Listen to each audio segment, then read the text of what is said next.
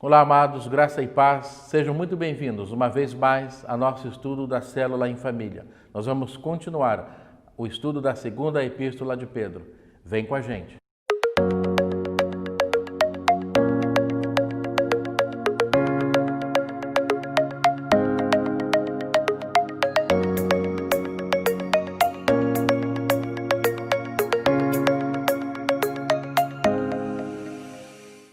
Queridos, nós estamos vendo até aqui os relatos que Pedro foi fazendo do seu tempo na época em que ele escreveu a epístola.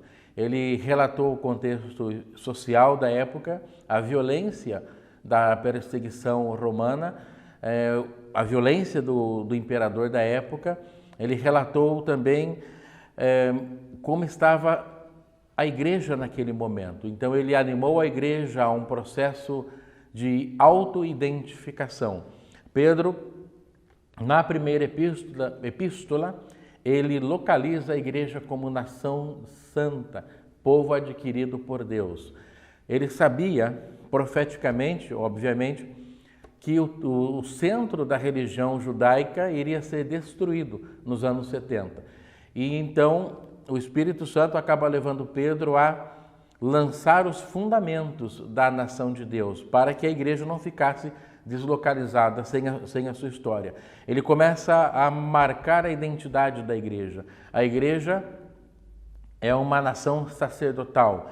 A igreja é uma nação chamada por Deus para pregar o evangelho, para anunciar o evangelho como sacerdotes. E então ele marca essa identidade, ele marca a identidade, ele marca as características que a igreja precisa ter, que nós, como cristãos, precisamos ter. Como nação, nós temos as nossas características, a nossa identidade, o que faz a nossa identidade, as nossas ações, os nossos hábitos, os nossos pensamentos como igreja. Como igreja, nós nos reunimos em torno da salvação que está no nome de Jesus. Como igreja, nós temos um vocabulário temperado com palavras de santidade. Como igreja, nós abençoamos uns aos outros. Como igreja, nós somos proclamadores do Evangelho. Começando pela nossa família, pela nossa casa, numa função sacerdotal dentro do nosso lar, evangelizando primeiramente os nossos filhos, nós vamos marcando as nossas características ou expressando as nossas características de nação santa, de povo adquirido por Deus. Pedro, ele lança, ele constrói, digamos assim, esse alicerce cultural da igreja, que na verdade são características espirituais da igreja. Ele alerta por causa da perseguição, ele faz um alerta por causa da perseguição física que a igreja está sofrendo. Ele esclarece que essa perseguição vai terminar, mas ele faz um alerta mais importante ainda. Ele alerta que uma perseguição interna, uma perseguição de doutrina, uma guerra de doutrina, de pensamentos, vai começar na igreja. E, na verdade, já começou no tempo dele. Era o gnosticismo na época. Então, ele faz esse alerta para a igreja. Não, verdadeiramente, a igreja deixou de ser perseguida tão cruelmente depois dos anos 250, lá pelo ano 313 da era cristã. O cristianismo é considerado a religião oficial do Estado. Então, aquela perseguição física, externa, cruel, ela deixou de acontecer na igreja tão fortemente. Não? Mas, infelizmente, a perseguição interna, a perseguição das doutrinas, dos pensamentos, da relativização da fé, ela foi inserindo-se na igreja até chegar na idade medieval. É muito interessante o texto que nós vamos ler, porque Pedro continua fazendo lembrança de que ele recordava aquelas igrejas da diáspora, ele estava fazendo lembrar aquelas igrejas sobre essa situação. Não? Ele começa, nós vamos ler o capítulo 3 da segunda epístola de Pedro. Ele fala assim: amados, esta é agora a segunda epístola que vos escrevo. Em ambas, procuro despertar com lembranças a vossa mente esclarecida. Ou seja, ele já havia lembrado aquelas igrejas, eram as 5 igrejas da dispersão, eram igrejas possivelmente fundadas pelo apóstolo Paulo, e eles falavam o seguinte: olha, procuro despertar a vossa mente esclarecida. É importante, queridos, que nos contextualizemos como igreja dentro deste versículo, dentro deste capítulo. Nós somos igreja esclarecida, a luz de Deus já nos esclareceu, já brilhou em nós por meio do nosso Salvador Jesus Cristo. Para que recordeis das palavras que anteriormente foram ditas pelos santos profetas, bem como do mandamento do Senhor e Salvador ensinado pelos vossos apóstolos, não? Tendo em conta, antes de tudo, que nos últimos dias virão escarnecedores com seus escárnios, andando segundo as próprias paixões. Quando ele fala desses escarnecedores, o que acontece? No começo da igreja cristã era muito forte o pensamento, o sentimento e a fé na segunda volta de Jesus, porque Jesus falou: eu vou voltar. Então a igreja esperava naquele momento a vinda do nosso Senhor. E essa vinda, aparentemente, ela não ocorreu, ou pelo menos ela não ocorreu dentro da expectativa que o povo queria, que a igreja queria. Então os burladores, os hereges, eles começaram a falar: olha, mas quando vai vir o seu Senhor? A comparação dos homens da época de Noé, quando Noé estava construindo a arca, não, o tempo de construção da arca foi entre 100 e 120 anos.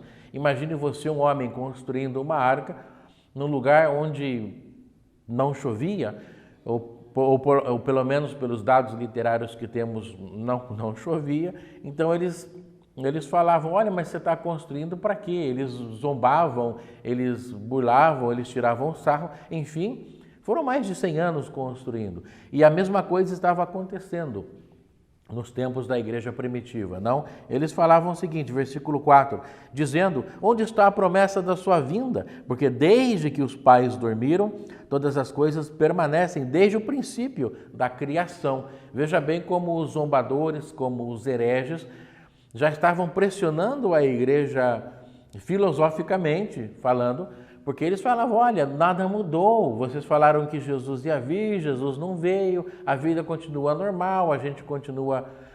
E esse acontecimento, ele foi muito forte e ele é muito forte dentro da vida da igreja, não? Mas para isso Pedro, ele lembrava, ele queria despertar a lembrança dos tempos em que Jesus caminhou com aquele povo. Queridos, dentro da vida cristã como nação de Deus, nós precisamos despertar lembrança do nosso cristianismo, daquele momento em que nós conhecemos a Jesus, daquele momento em que entregamos nossa vida a Jesus, daquele momento onde milagres, sinais e maravilhas começam a acontecer na nossa vida. E nós precisamos lembrar, trazer lembrança. O profeta Jeremias, no livro Lamentações de Jeremias, no capítulo 3, versículo 21, ele fala o seguinte: quero trazer à memória aquilo que me pode dar esperança. As misericórdias do Senhor são a causa de nós não sermos destruídos. Elas não têm fim. Grande é a sua fidelidade. E o apóstolo Pedro, ele traz à memória, ele faz lembrança. Olha, Jesus veio. Não? Ainda que havia uma perseguição já filosófica, Jesus não veio, porque era a mensagem principal da igreja. A igreja vivia numa grande expectativa da segunda vinda do nosso Senhor. Ela vivia naquela expectativa: Jesus vai voltar a qualquer momento. Isso foi expresso na Epístola de Pedro, isso foi expresso em Tessalonicenses, escrita pelo apóstolo Paulo, e os zombadores, eles falavam isso. Olha, vocês falaram que ele ia voltar e não voltou. Hoje em dia, existe esse sentimento em muitas pessoas que não têm a fé bem fundamentada. Um dia, na hora certa, eu vou acertar a minha vida cristã. Eu, pessoalmente, tenho um amigo que eu preguei o evangelho para ele. Na verdade, os pais dele já eram cristãos. E ele falou assim: mas quando eu for velho, um dia eu vou para a igreja. Eu falei para ele: talvez, se você chegar a ser velho. Então, é muito importante a gente lembrar que Jesus, ele vai voltar. Não. Mas se ele não voltar dentro do tempo da nossa vida, a gente vai com ele antes, porque o livro de Hebreus fala o seguinte: o homem está ordenado morrer uma única vez. E depois disso, o juízo. Queridos, o tempo de consertar a vida, ou o tempo de estabilizar a nossa vida em Deus, o tempo é agora. Não? Talvez não haverá tempo amanhã. Não? Jesus contou uma história, uma parábola falando, um homem tinha muitos bens, então ele disse: alma, regala-te, desfruta da vida. E aí ele fala: nécio, amanhã pedirão a sua alma, e os bens que você ajuntou, para quem serão? Então nós não temos esse controle do tempo, nós temos o controle de hoje, de estar aos pés do nosso Senhor. Não? A igreja precisa correr atrás dessa santidade por algo muito importante: o Senhor está vindo. Não, o Senhor está vindo. E se Ele não vier fisicamente à Terra, dentro do período curto da nossa vida, da nossa existência aqui na Terra, nós vamos de encontro a Ele depois da morte. Não? Então, eles zombavam. No versículo 4, os homens daquele tempo zombavam. É muito importante. Nós, como igreja, precisamos lembrar de nossas características de nação santa. E as características de nação santa nos levam a estar aos pés do nosso Senhor. Nos levam a dizer: Jesus, nosso Salvador, virá pela segunda vez. Jesus voltará. Jesus voltará fisicamente a esta terra. Enquanto isso, nós o buscamos, nós o adoramos, nós evangelizamos a nossa família, evangelizamos a nossa cidade, a nossa nação, evangelizamos o mundo e fazemos a sua obra. Um dia é como 1000 anos. No versículo 8, o apóstolo Pedro usa essa expressão bastante repetida no meio evangélico. Um dia, há todavia uma coisa, amados, que não deveis esquecer, que para o Senhor um dia é como 1000 anos, e 1000 anos como um dia. Dentro deste contexto, não, de surpresas que a vida nos traz, a gente precisa lembrar que um dia é como 1000 anos. Eles achavam que que Jesus ia voltar naquele momento, mas o apóstolo Pedro esclarece: olha, um dia é como 1000 anos. O importante é continuar desenvolvendo a nossa salvação. O importante é continuar vivendo dentro da fé. O importante é continuar marcando as nossas características como nação santa. Jesus está às portas. Jesus está às portas. Se Ele vier hoje, nós vamos com Ele. Se Ele vier em 2050, nós vamos com Ele. Se Ele vier fora do tempo da nossa vida presente na Terra, de igual forma, nós vamos com Ele.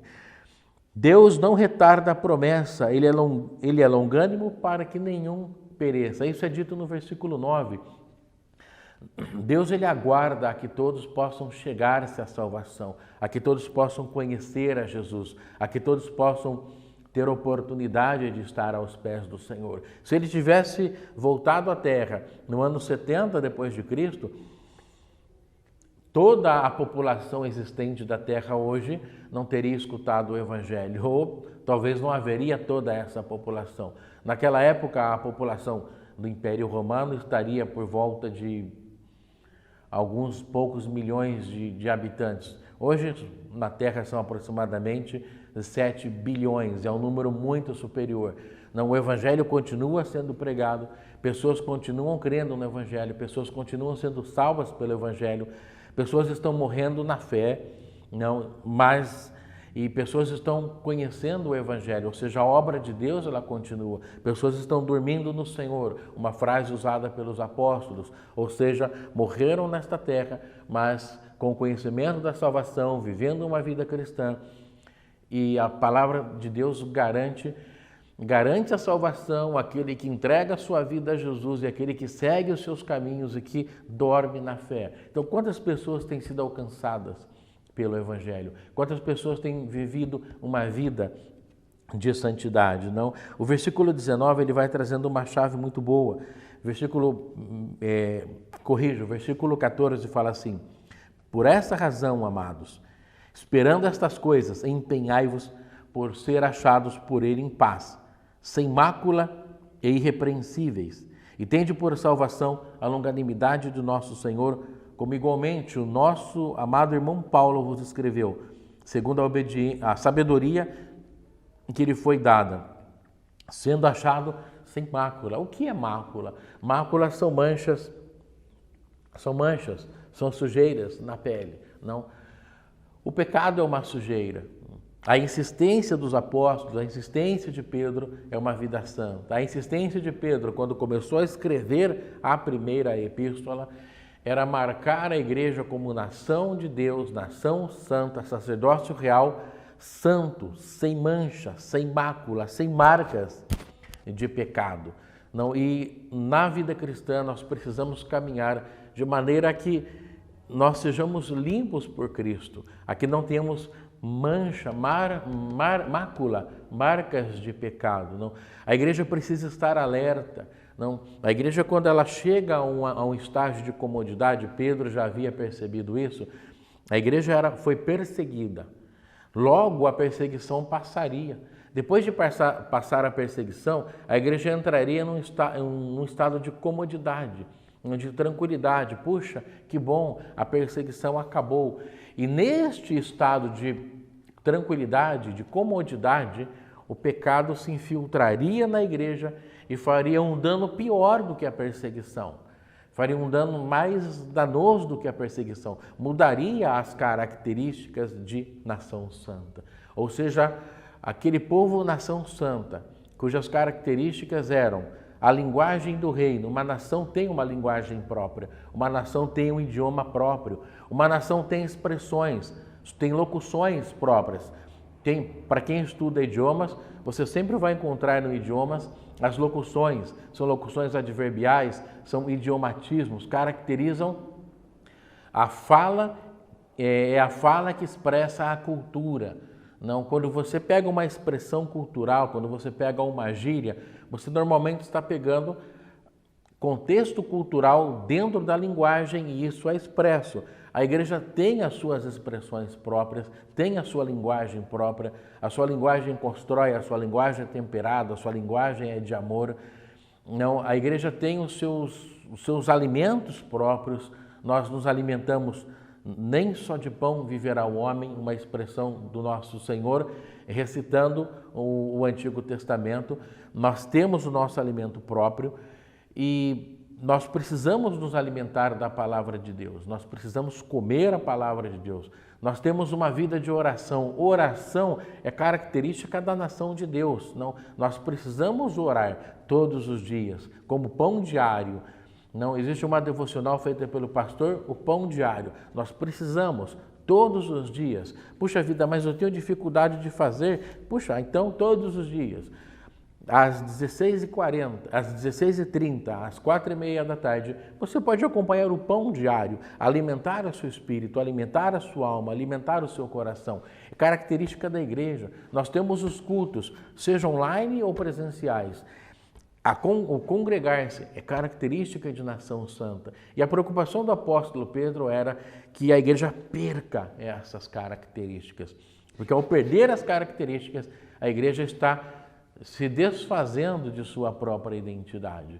Não, ao se desfazer de sua própria identidade, a igreja deixa de cumprir o seu propósito como igreja. E acontece o que está aqui. Por esta razão, pois, amados, esperando estas coisas, empenhai-vos por ser achados por ele em paz, sem mácula e irrepreensíveis. Então isso acaba se transformando numa estratégia do diabo para fazer com que a igreja, ao encontrar-se com o seu Senhor, não esteja sem mácula e caia em juízo.